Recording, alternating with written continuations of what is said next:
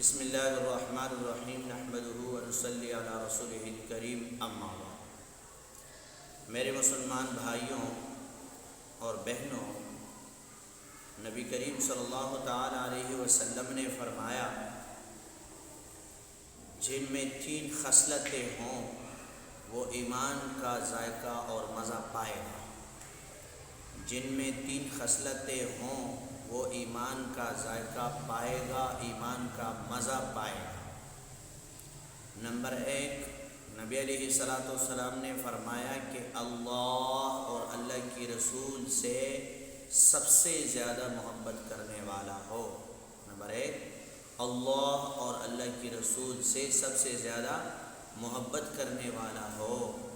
Number 2، جس بندے سے محبت کرتا ہے وہ بھی اللہ کی رضا کے لیے کرے۔ دوسری خصلت، جس سے محبت کرتا ہے وہ بھی اللہ کی رضا کے لیے کرے۔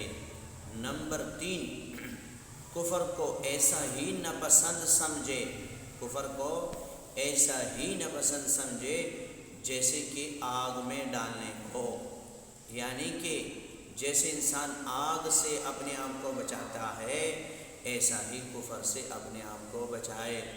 میرے بھائیوں، کہ جن میں یہ 3 عادتیں ہوں وہی ایمان کا ذائقہ اور مزہ پائے گا۔ جن میں ان 3 خصلتوں میں سے کمی ہو اس کا ایمان بہت کمزور ہوگا۔